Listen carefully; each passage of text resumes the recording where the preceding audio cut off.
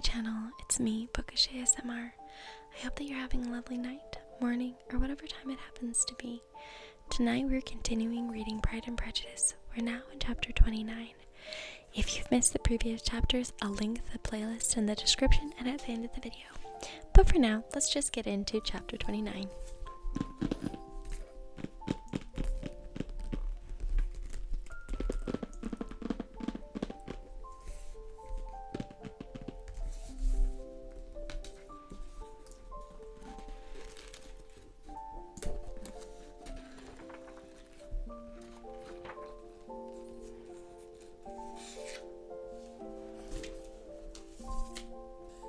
Chapter 29.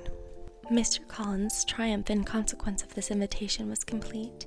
The power of displaying the grandeur of his patroness to his wondering visitors, and of letting them see her civility towards himself and his wife, was exactly what he had wished for, and that an opportunity of doing it should be given so soon was such an instance of Lady Catherine's condescension as he knew not how to admire enough. "I confess," said he, "that I should not have been at all surprised by her ladyship's asking us on Sunday to drink tea and spend the evening at Rosings. I rather expected, from my knowledge of her affability, that it would happen. But who could have foreseen such an attention as this? Who could have imagined that we should receive an invitation to dine there, an invitation, moreover, including the whole party, so immediately after your arrival?" "I am the less surprised at what has happened," replied Sir William, "from that knowledge of what the manners of the great really are, which my situation in life has allowed me to acquire. About the court, such instances of elegant breeding are not uncommon." Scarcely anything was talked of the whole day or next morning but their visit to Rosings. Mr. Collins was carefully instructing them in what they were to expect, what the sight of each room, so many servants, and so splendid a dinner might not wholly overpower them. When the ladies were separating for their toilet, he said to Elizabeth, "Do not make yourself uneasy, my dear cousin, about your apparel. Lady Catherine is far from requiring that elegance of dress in us which becomes herself and her daughter. I would advise you merely to put on whatever of your clothes is superior to the rest. There is no occasion for anything more. Lady Catherine will not think the worse of you for being simply dressed. She likes to have the distinction of rank preserved." While they were dressing, he came 2 or 3 times to their different doors to recommend their being quick, as Lady Catherine very much objected to being kept waiting for her dinner. Such formidable accounts of her ladyship and her manner of living quite frightened Maria Lucas, who had been little used to company, and she looked forward to her introduction at Rosings with as much apprehension as her father had done to his presentation at St. James's. I don't know how well it's getting picked up with the microphone, but my cat is having a really good time playing with her toy right behind me, and it's obviously has a bell on it, so I hope that it's not too distracting, but it is the sound of cat joy, so we're just gonna let it happen. As the weather was fine, they had a pleasant walk of about half a mile across the park. Every park has its beauty and its prospects, and Elizabeth saw much to be pleased with, though she could not be in such raptures as Mr. Collins expected the scene to inspire, and was but slightly affected by his enumeration of the windows in front of the house, and his relation of what the glazing altogether had originally cost Sir Louis de Bourgh. When they ascended the steps of the hall, Maria's alarm was every moment increasing, and even Sir William did not look perfectly calm. Elizabeth's courage did not fail her. She had heard nothing of Lady Catherine that spoke her awful from any extraordinary talent or miraculous virtue, and the mere stateliness of money and rank she thought she could witness without trepidation. From the entrance hall, of which Mr. Collins pointed out, with a rapturous air, the fine proportions of finished ornaments, they followed the servants through an antechamber to the room where Lady Catherine, her daughter, and Mrs. Jenkins were sitting. Her ladyship, with great condescension, arose to receive them, and as Mrs. Collins had settled in with her husband that the office of introduction should be hers, it was performed in a proper manner, without any of those apologies and thanks which he would have thought necessary. In spite of having been at St. James's, Sir William was so completely awed by the grandeur surrounding him that he had but just courage enough to make a very low bow, and take his seat without saying a word, and his daughter, frightened almost out of her senses, sat at the edge of her chair, not knowing which way to look. Elizabeth found herself quite equal to the scene, and could observe the 3 ladies before her composedly. Lady Catherine was a tall, large woman with strongly marked features, which might once have been handsome. Her air was not conciliating, nor was her manner of receiving them such as to make her visitors forget their inferior rank. She was not rendered formidable by silence, but whatever she said was spoken in so authoritative a tone as marked her self-importance, and brought Mr. Wickham immediately to Elizabeth's mind, and from the observation of the day altogether, she believed Lady Catherine to be exactly what he had represented. When, after examining the mother, in whose countenance and deportment she soon found some resemblance of Mr. Darcy, she turned her eyes on the daughter, she could almost have joined in Maria's astonishment at her being so thin and so small. There was neither in figure nor face any likeness between the ladies. Miss de Bourgh was pale and sickly. Her features, though not plain, were insignificant, and she spoke very little, except in a low voice to Mrs. Jenkins, in whose appearance there was nothing remarkable, and who was entirely engaged in listening to what she said and placing a screen in the proper direction before her eyes. After sitting a few minutes, they were all sent to one of the windows to admire the view, Mr. Collins attending them to point out its beauties, and Lady Catherine kindly informing them that it was much better worth looking at in the summer. The dinner was exceedingly handsome, and there were all the servants and all the articles of plates that Mr. Collins had promised, and as he had likewise foretold, he took his seat at the bottom of the table by her ladyship's desire, and looked as if he felt the life could furnish nothing greater. He carved and ate and praised with delighted alacrity, and every dish was commended, first by him and then by Sir William, who was now enough recovered to echo whatever his son-in-law said, in a manner which Elizabeth wondered Lady Catherine could bear. But Lady Catherine seemed gratified by their excessive admiration, and gave most gracious smiles, especially when any dish on the table proved a novelty to them. The party did not supply much conversation. Elizabeth was ready to speak whenever there was an opening, but she was seated between Charlotte and Miss de Bourgh, the former of whom was engaged in listening to Lady Catherine, and the latter said not a word to her all dinner. Mrs. Jenkins was chiefly employed in watching how little Miss de Bourgh ate, pressing her to try some other dish, and fearing she were indisposed. Maria thought speaking out of the question, and the gentlemen did nothing but eat and admire.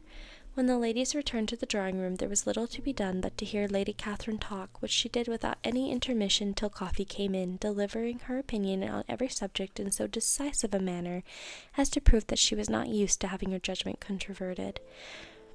She inquired into Charlotte's domestic concerns familiarly and minutely, and gave her a great deal of advice as to the management of them all, told her how everything ought to be regulated in so small a family as hers, and instructed her as to the care of her cows and poultry. Elizabeth found that nothing was beneath this great lady's attention which could furnish her with an occasion of dictating to others.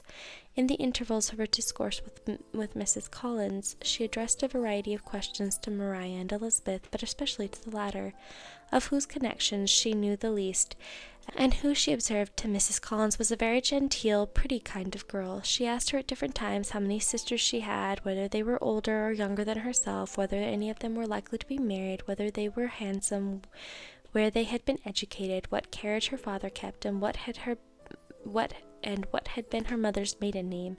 Elizabeth felt all the impertinence of her questions, but answered them very composedly. Lady Catherine then observed, "Your father's estate is entailed on Mr. Collins, I think, for your sake," returning to Charlotte. "I am glad of it, but otherwise I see no occasion for entailing estates from the female line. It was not thought necessary in Sir Louis de Bourgh's family. Do you play and sing, Miss Bennet?" "Oh, a little." "Oh, then some time or other we shall be happy to hear you. Our instrument is a capital one, probably superior to. You shall try it some day. Do your sisters play and sing?" "One of them does." "Why did not you all learn? You all ought to have learned. The Miss Webbs all play, and their father has not so good as an income as yours. Do you draw?" "No, not at all." "What, none of you?" "Not one." "That is very strange, but I suppose you had no opportunity. Your mother should have taken you to town every spring for the benefit of masters." "My mother would have had no objection, but my father hates London." "Has your governess left you?" "We never had any governess." "No governess? How was that possible? 5 daughters brought up at home without a governess. I never heard of such a thing. Your mother must have been quite busy to your education." Elizabeth could hardly help smiling as she assured her that she had not. "Then who taught you? Who attended to you? Without a governess you must have been neglected." "Compared with some families, I believe we were, but such of us as wished to learn never wanted the means. We were always encouraged to read, and had all the masters that were necessary. Those who chose to be idle certainly might." "I no doubt, but that is what a governess will prevent, and if I had known your mother, I should have advised her most strenuously to engage one. I always say that nothing is to be done in education without steady and regular instruction, and nobody but a governess can give it. It is wonderful how many families I have been the means of supplying in that way. I am always glad to get a young person well placed. 4 nieces of Mrs. Jenkins are most delightfully situated through my means, and it was but the other day that I recommended another young person who was merely accidentally mentioned to me, and the family are quite delighted with her. Mrs. Collins, did I tell you of Lady Metcalfe's calling yesterday to thank me? She finds Miss Pope a treasure. Lady Catherine, said she, you have given me a treasure. Are any of your younger sisters out, Miss Bennet?" "Yes, ma'am, all." "All? What, all 5 out at once? That's very odd. And you only the second. The younger ones out before the elder are married. Your younger sisters must be very young." "Yes, my youngest is not 16.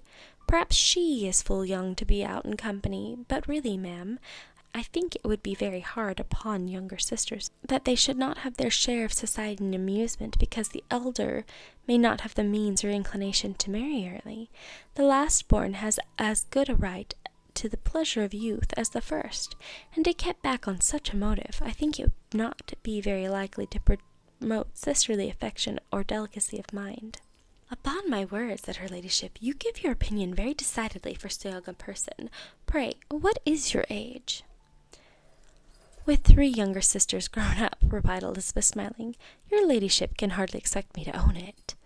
Lady Catherine seemed quite astonished at not receiving a direct answer, and Elizabeth suspected herself to be the first creature who had ever dared to trifle with so much dignified impertinence. "You cannot be more than 20, I am sure, therefore you need not conceal your age." "I am not 21. When the gentlemen had joined them, and tea was over, the card tables were placed. Lady Catherine, Sir William, and Mr. and Mrs. Collins sat down to quadrille, and as Miss de Bourgh chose to play at casino, the 2 girls had the honour of assisting Mrs. Jenkins to make up her party. Their table was superlatively stupid. Scarcely a syllable was uttered, and did not relate to the game, except when Mrs. Jenkins expressed her fears of Miss de Bourgh's being too hot or too cold, or having too much or too little light.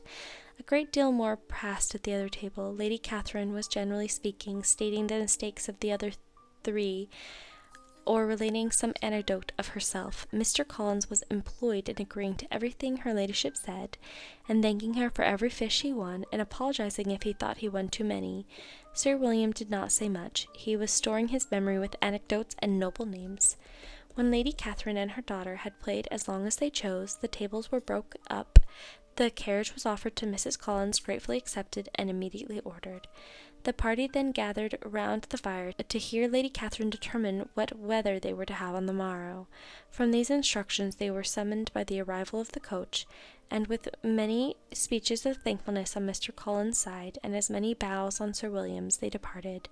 As soon as they had driven from the door, Elizabeth was called on by her cousin to give her opinion of all that she had seen at Rosings, which, for Charlotte's sake, she made more favourable than it really was. But her commendation, though costing her some trouble, could by no means satisfy Mr. Collins, and he was very soon obliged to take her ladyship's praise into his own hands. That's it for chapter 29. I hope that you enjoyed it. If you have missed any of the previous chapters, they're linked in the description and at the end of the video. But for now, I hope that you have a good night.